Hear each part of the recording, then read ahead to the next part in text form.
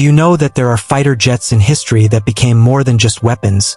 They became legends of speed, agility, and pure engineering brilliance. Today, we're stepping deep inside the story of one such legend, the MiG-29 Fulcrum, the Soviet fighter that rose from the tensions of the Cold War to stand toe-to-toe with the West's finest warbirds. And in this video, we're not just going to talk about the MiG-29, we're going to open up its beating heart, the powerful Klimov RD-33 turbofan engines, and uncover secrets that explain how this fighter could leap off short runways, climb vertically like a rocket, and maneuver like a figure skater in the sky. If you are a true aviation enthusiast, pause for a second, hit that subscribe button, give this video a like, and drop your thoughts in the comments. Do you think the MiG-29 was truly a rival to the F-16? Or was it something even more dangerous? And don't forget, in the description below, you'll find a link to our next video where we reveal astonishing facts about another cutting-edge jet you won't want to miss. Now, let's go back to the beginning, to a time when the world's superpowers were locked in an arms race not just on the ground, but in the skies. In the mid-1970s, the Soviet Union realized NATO's air forces, especially the United States F-15 Eagle and F-16 Fighting Falcon, were rapidly improving in agility, avionics, and air combat capabilities. The Soviet leadership demanded an answer, a brand new fighter that could match or exceed NATO's best in dogfighting, speed, and versatility.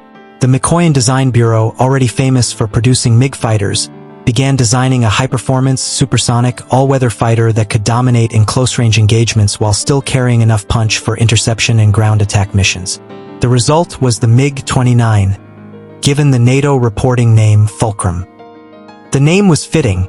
It would serve as a balance point in the skies between East and West.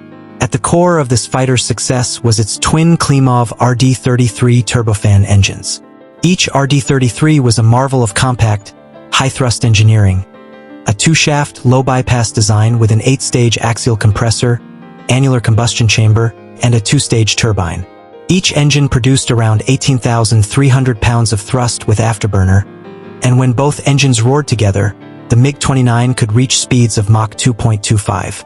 The afterburner system was so responsive that the Fulcrum could accelerate to supersonic speed in seconds. But there was more. The RD-33 featured smokeless combustion, a critical advantage in air combat since it left fewer visible trails for enemy pilots to spot during engagements. It also had multi-start capability, meaning it could ignite and run reliably in extremely low-temperature environments, an absolute necessity for operations from Arctic airfields or unprepared strips in Siberia. The RD-33's compactness allowed the MiG-29's airframe to maintain perfect weight distribution, enhancing agility. And agility was the Fulcrum's greatest weapon. The MiG-29's aerodynamic design was as aggressive as it was beautiful. Large leading-edge root extensions blended into its swept wings for incredible high angle of attack performance. Twin vertical stabilizers provided excellent stability at all speeds, and oversized air intakes ensured the engines were never starved of airflow during high-G maneuvers. The aircraft's instantaneous turn rate and sustained turn capability made it one of the deadliest dogfighters ever built. In the cockpit, Soviet engineers struck a balance between simplicity and functionality. The pilot sat high under a bubble canopy with excellent visibility, aided by the slot-back N019 radar, an infrared search and track IRST sensor, and the now iconic helmet-mounted sighting system. This combination meant the Fulcrum could lock and fire missiles simply by looking at the target, long before Western fighters widely adopted similar technology. In terms of combat range, the MiG-29 had a ferry range of about 1,500 kilometers, but it was primarily optimized for short-range interception missions close to its home base, a design choice reflecting Soviet air defense doctrine. But despite this limitation, the MiG-29 could carry a diverse weapons loadout. R-27 Alamo medium-range missiles, R-73 Archer short-range infrared missiles, unguided rockets, bombs, and a built-in GSH-30-130mm cannon with 150 rounds. In combat, the Fulcrum proved to be a handful for its opponents. During training exercises with foreign operators, even seasoned NATO pilots admitted the MiG-29's close-in maneuverability and helmet sight/R-73 missile combo were game-changing. Its short takeoff and landing (STOL) capability allowed it to operate from runways as short as 260 meters, perfect for dispersed airfield operations in wartime. Maintenance was another advantage. The RD-33 could be removed and replaced in the field without requiring specialized hangars, allowing rapid turnaround during high-tempo operations. The standard overhaul interval was around 350 hours, but careful operators could stretch engine life through precise throttle management. After the Cold War, the MiG-29 continued to serve in over 25 air forces worldwide, from India to Poland, from North Korea to Sudan. Upgraded versions like the MiG-29M and the modern MiG-35 carry improved RD-33 Mk engines with more thrust, reduced smoke and longer service life, as well as cutting-edge avionics and multi-role capability. But the original RD-33 remains iconic. It proved that a compact engine could deliver massive performance without sacrificing reliability. The Fulcrum's thrust-to-weight ratio was among the best of its era, enabling blistering vertical climbs that could leave an enemy fighter struggling to keep up. The MiG-29, known by its NATO reporting name Fulcrum, emerged in the late 1970s as one of the Soviet Union's answers to the growing dominance of fourth-generation Western fighters like the American F-15 Eagle and F-16 Fighting Falcon. It was developed by the Mikoyan Design Bureau with a focus on agility, raw power, and the ability to operate from relatively rough or short airstrips. This made it highly adaptable for a wide range of combat scenarios, from high-altitude interception to low-level dogfighting. The airframe of the MiG-29 features a blended wing-body design with large leading-edge root extensions, allowing for high maneuverability at extreme angles of attack. This aerodynamic design gave the Fulcrum the ability to outturn many of its contemporaries, making it a lethal threat in close-range engagements. The aircraft is equipped with twin Klimov RD-33 turbofan engines, each capable of producing around 18,300 pounds of thrust with afterburners. These engines enable the MiG-29 to reach speeds exceeding Mach 2.25 and to perform rapid climbs that could place it in an advantageous firing position within seconds. One of the standout features of the MiG-29 is its sophisticated helmet-mounted sight, HMS, system, introduced well before many Western aircraft adopted similar technology. Pilots could lock onto a target simply by looking at it through their visor, significantly reducing reaction time in combat. Paired with the R-73 Archer infrared-guided missile, this gave the Fulcrum an extraordinary edge in within visual range, WVR engagements.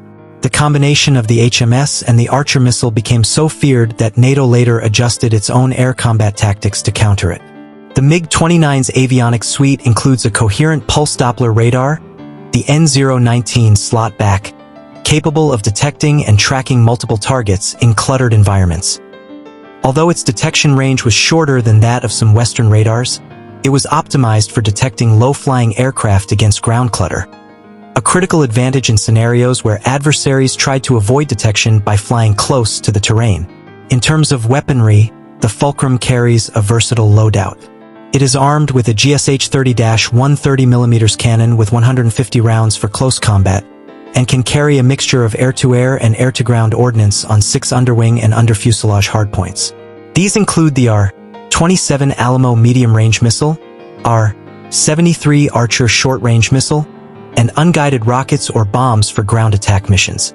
This multi-role capability allowed it to serve not just as a pure air superiority fighter, but also in strike missions when required. The aircraft's combat record spans multiple regions. It flew in the Balkans, the Gulf region, Africa, and South Asia, and although often limited by pilot training and maintenance in some countries, its airframe and engines have consistently demonstrated raw capability. The structure of the MiG-29 was built from high-strength aluminum alloys, titanium, and composite materials, reducing weight while maintaining durability. Its double-slotted flaps, leading-edge flaps, and ailerons worked in harmony with the large wing extensions to generate lift, even at extreme attack angles. The result? The MiG-29 could perform the famous Cobra maneuver and other high-alpha tricks that stunned airshow crowds worldwide. The RD-33's ability to maintain thrust under varied atmospheric pressures and temperatures means that whether in desert heat or freezing mountain air, the MiG-29 still delivers peak performance. This adaptability explains why it remains in service nearly 4 decades after its debut. Even today, in upgraded form, the Fulcrum is a capable adversary in the right hands. Every bolt, rivet, and weld in the MiG-29's frame tells the story of Soviet engineering pragmatism. Simple where it could be, sophisticated where it had to be. Its balance of speed, agility, and firepower ensures that, even in an era dominated by stealth fighters, the Fulcrum is still respected. In our next video, linked in the description below, we'll take you into the cockpit and under the skin of another advanced fighter that's making headlines right now. Don't miss it. And remember, subscribe now, because the skies are full of secrets, and we're here to reveal them one jet at a time.